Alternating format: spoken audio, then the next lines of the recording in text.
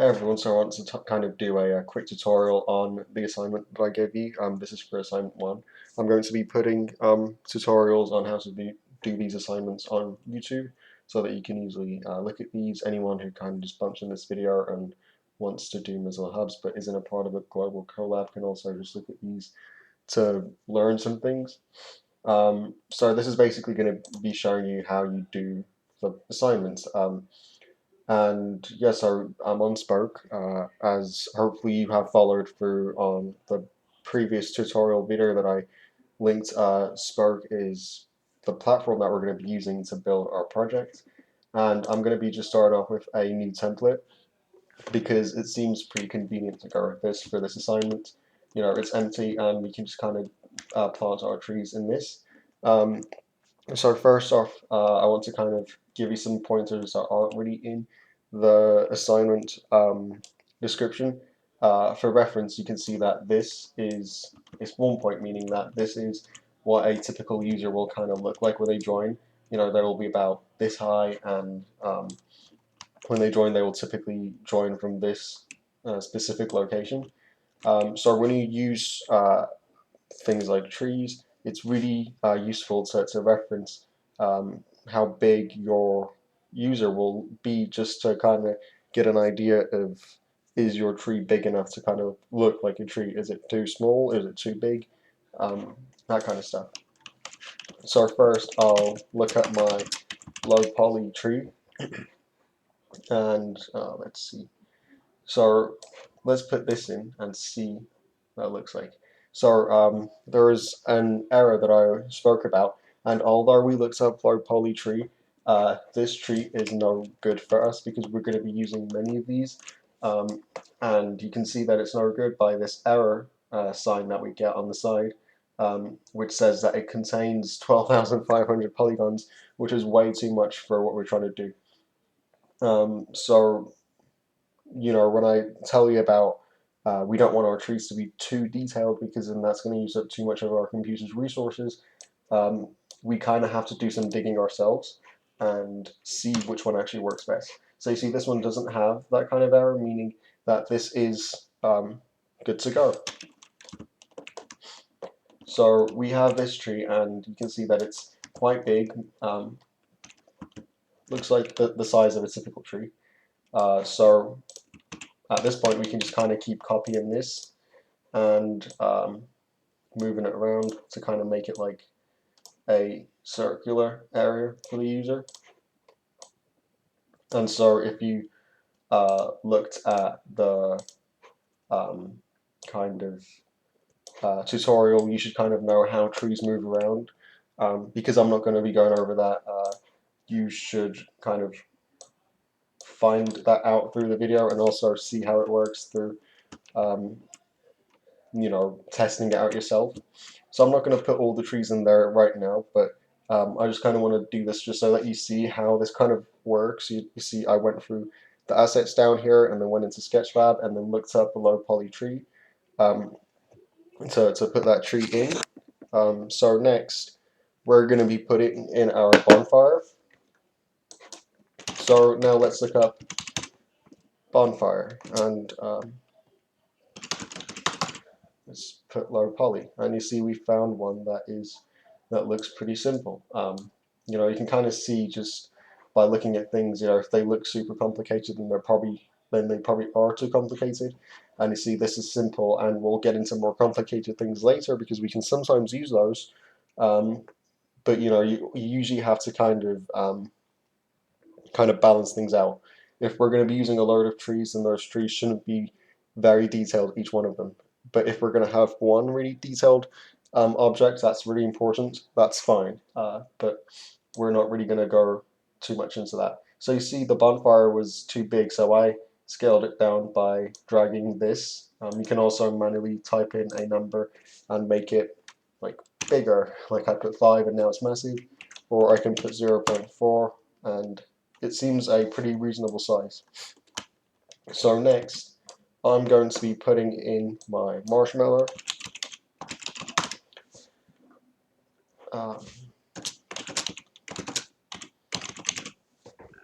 and then I say on a stick, and get this marshmallow in a stick. So here we have this marshmallow. Let's make it bigger. Typical marshmallow. You see the problem here is that while we have this marshmallow, it's not, we can't just pick this up and move it because we want to use it as a spawnable, which is the point of the marshmallow, because we want people to be able to pick this up and put it in the fire and kind of pretend like they're, eating a real marshmallow. And the way we're going to do this is that we're basically going to, you see this model URL here, we're going to copy this link, okay, and then we're going to go to elements, and then we're going to get a spawner,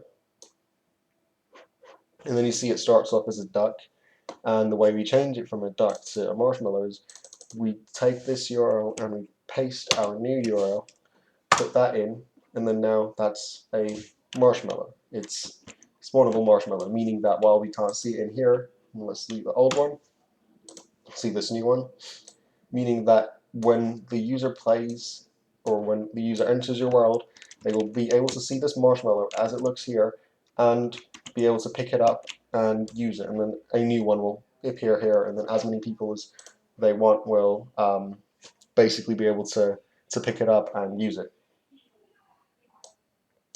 So let's try and see, can we, okay, now our marshmallow is up.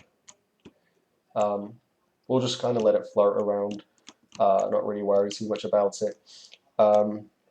And the next thing that I want you to do is put a bit of sound, and the way you do that is you go down here, there's a sound pack, you can just import your own things if you want, but we're not going to do that. You go down here and let's just look up campfire, and you see this, there's a very subtle sound that you might not really be able to hear easily, but this is just the kind of sound that we want. We don't want it to overshadow any conversations that might be going on.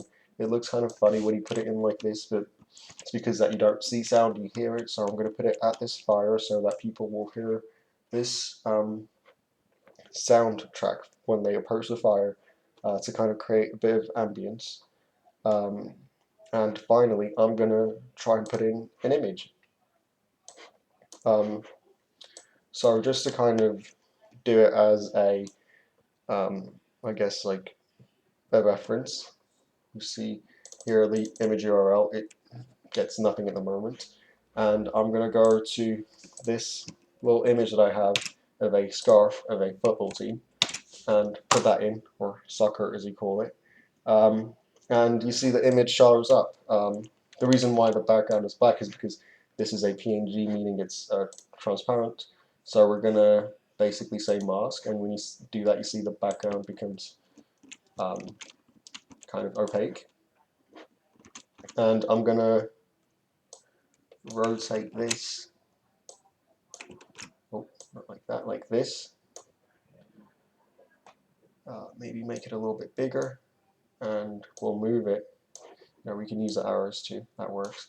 It's just that when you use these sliders, it's more precise, and if it's not precise enough, you can always type in numbers to try and make it a bit more precise. So yeah, I put it right now to kind of make it look like it's on this tree.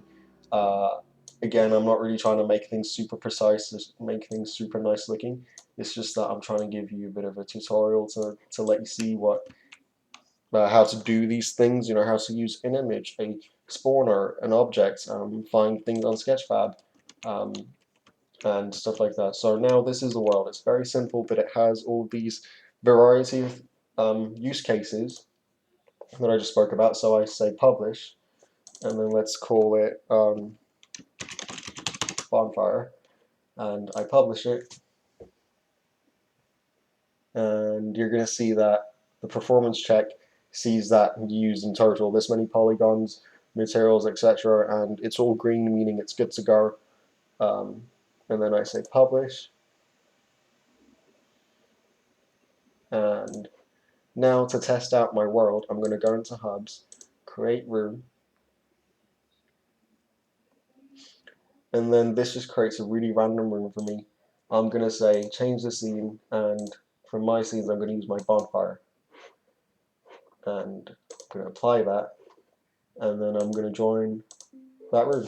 So I just created this within a few minutes, and I'm in this room. And I have a tip for you here. You see, we can see that this audio file exists here. So what we're going to do is we're going to go here, uncheck this visible thing so that it's no longer visible, and then I'm going to publish it again. And now that thing is going to be invisible, but still going to be playing that music. So we're going to join again, and well, that's strange. Let's see.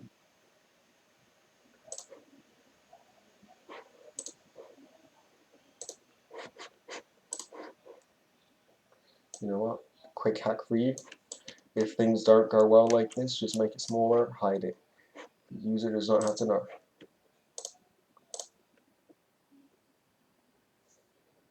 And here we go.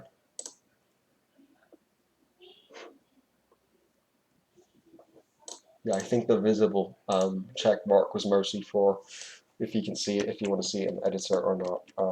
But yeah, now it's gone. We have that sound. And you see we can grab this marshmallow and we can hold it up to this bonfire and pretend like we're actually heating up some marshmallows. So that's it for today. We used a variety of things. This was only to get you started. I want to see how you can make it look nice. I just wanted to do a quick tutorial just so that you can kind of see quickly how these things are used, and I want you to kind of go off with it and make it, just try to make it nice. Being able to use it is one thing, but also trying to put in some effort into, learning yourself, getting more familiar with all the navigation tools is another. It will be more useful when you actually start building for the competition. But yeah, so this is only very introductory. If you have any questions, please let me know. And yeah, that's it. Thank you.